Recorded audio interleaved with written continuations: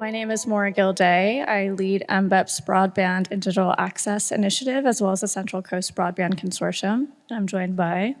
I'm David Witkowski. I'm Senior Advisor for Broadband at Monterey Bay Economic Partnership. Great.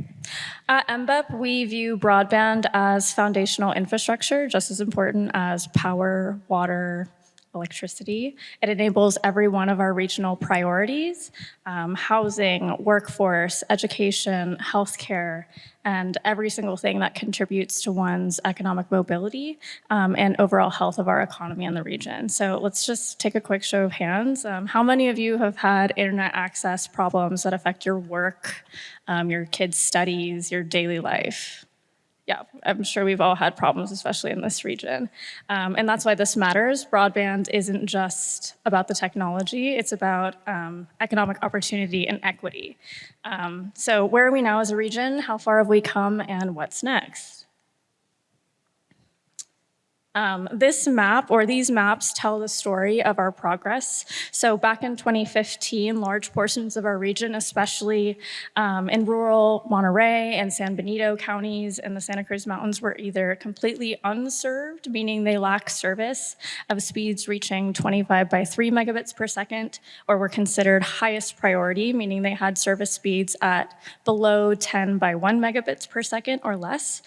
So bear in mind that 100 by 20 is the minimum speed deemed required for adequate internet usage. So these are speeds that could serve a household with multiple users and devices. It allows you to stream movies, download files, and do Zoom video calls.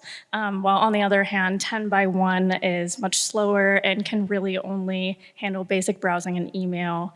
Doing other kind of daily activities will result in a lot of buffer and lag. It's helpful to think about broadband speeds as a pipe. The higher the speeds, the wider the pipe is. Water is able to flow through it more easily. Lower speeds is a much narrower pipe. So then we fast forward to 2023.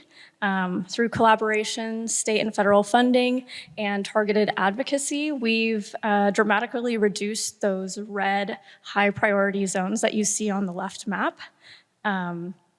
You can see how much smaller the orange zones are as well. Some areas do remain, the terrain along Highway 9, the Big Sur coast, those rural areas of San Benito and South County Monterey. But the shift overall reflects, years of progress and partnership, and we've clearly come a long way. So, David, if you can provide any insight into why the 2015 map looks the way it does, and 10 plus years later, where are these pockets remaining, and why are they like that? Yeah, so I think that in terms of setting the priorities and then receiving the investments in these areas, we've really come quite a way in the last 8 years. It's been gratifying to see the attention that has been placed onto the Central Coast by both the ISPs that have wanted to invest in this area, as well as our partnerships with the state and federal government in terms of providing financial support and grants that can help make that a reality. I think we all need to consider, just how far we've come. You look at the gray areas on the map on the 2015 side, and then you notice that those gray areas have been colored in. Now we still have work to do, but we are, I think, advancing greatly relative to where we were 8 years ago. And that's, I think, in no large part to the focus that we've placed on this and the efforts that have been put into making this happen. So yeah, let's take a deeper dive into how we got here. So here's a look at the projects driving that change. So across the Central Coast, MBEP and through us, the Central Coast Broadband Consortium have helped secure over $78 million in infrastructure funding, bringing high-speed internet to over 10,500 households. And we've built over 3,800 square miles of essential middle mile fiber backbone. And these projects include California Advanced Services Fund, I'll shorten that to CASF later, infrastructure grant account, and federal funding account projects we helped advance through advocacy, grant support, and coordination between our counties and ISPs. And this map also reminds us, that progress happens through collaboration. So every shaded portion here that you see in purple and pink, these represent hundreds of partners, public meetings, letters of support, and community voices that made it happen. But as we know, our work is not finished.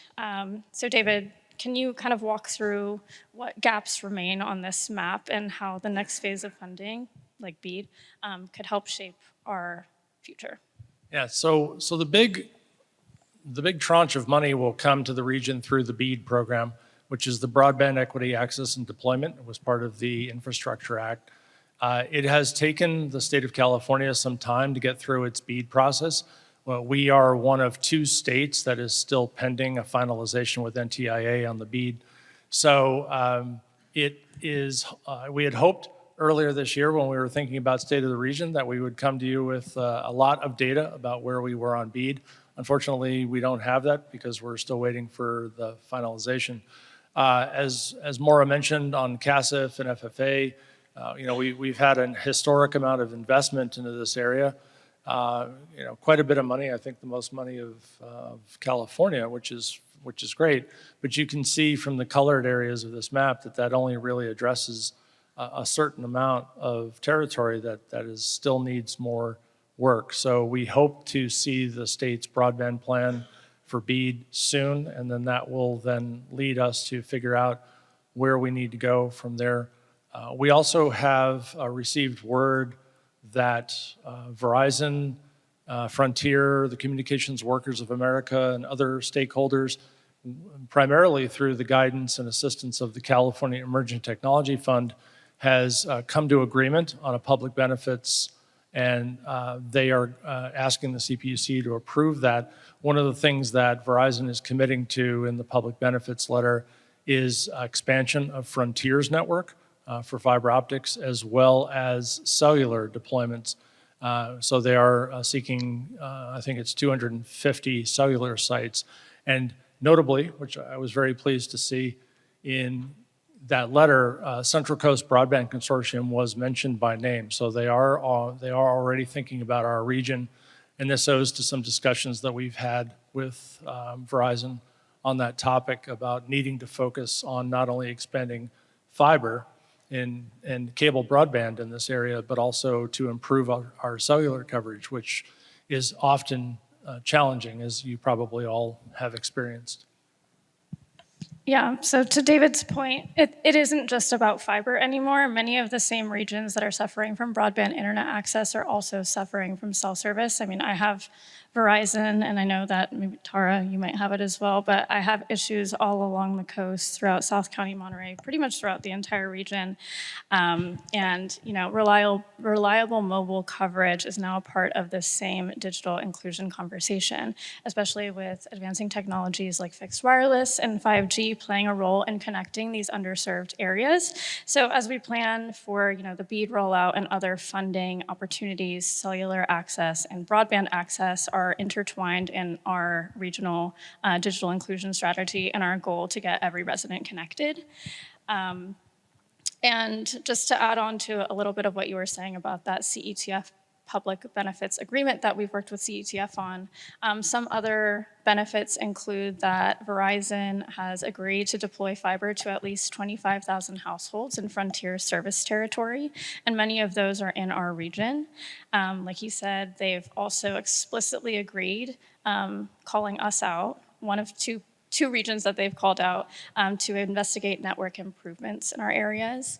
They've also agreed to offer Verizon Forward, their affordable plan for eligible households in Frontier's service territory.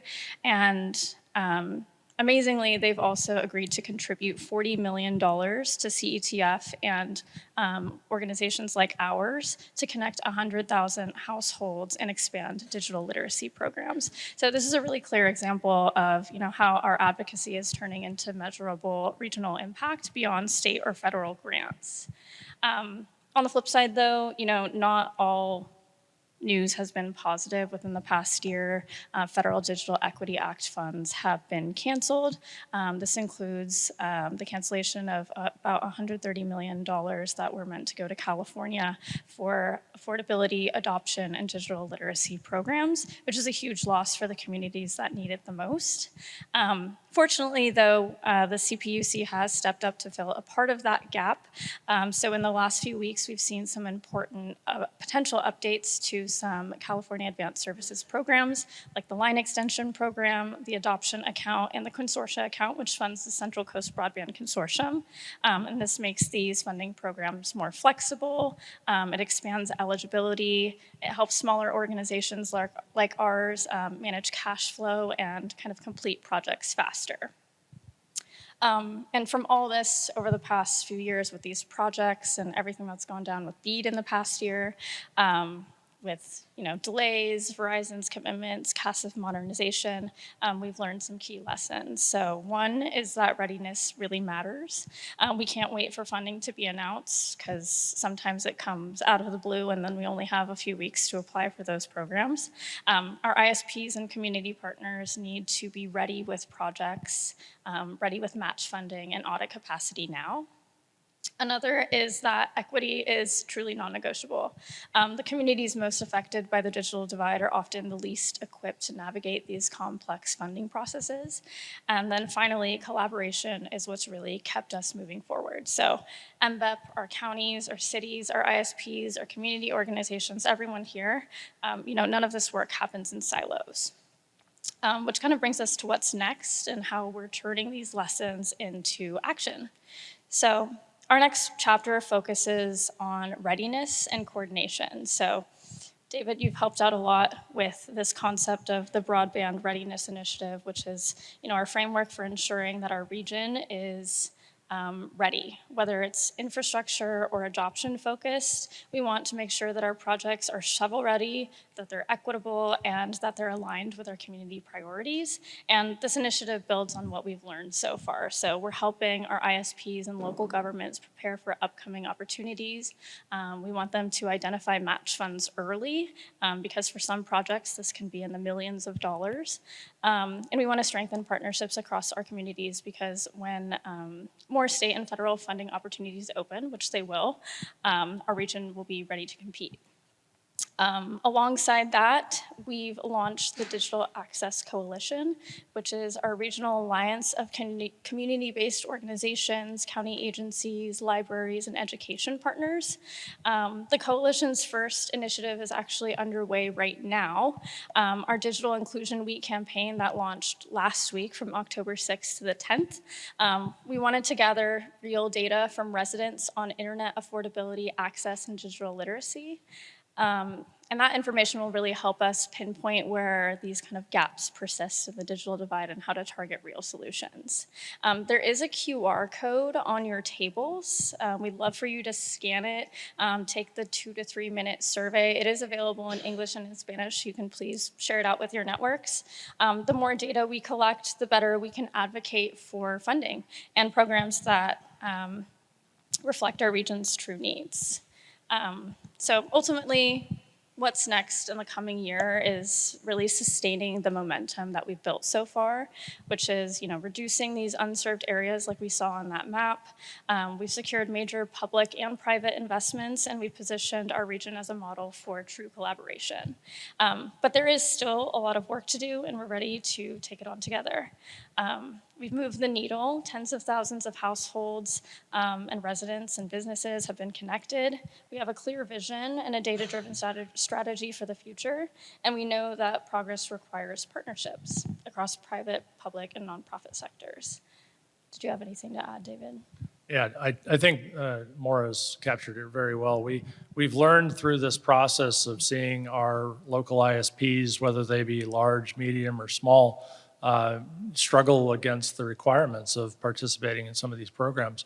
I mean, we know, for example, that the smaller ISPs simply just did not participate in BEAD because there were requirements for matching funds, there were requirements for audits, and the small ISPs, which tend to be, sort of mom and pop businesses, don't have those resources to do those audited financials. So we see that there's an opportunity to partner with institutions in the area, whether they be law firms, banks. I know Wells Fargo's here. We have opportunities, I think, to collaborate across between the ISPs and these providers so that they can get those audited financials, respond quickly to these opportunities, and bring the value of what they do to our region. And I hope that those of you who are interested in partnering with us on this will talk to myself or Maura after the event and during the reception. Thank you all for your time today. Thank you.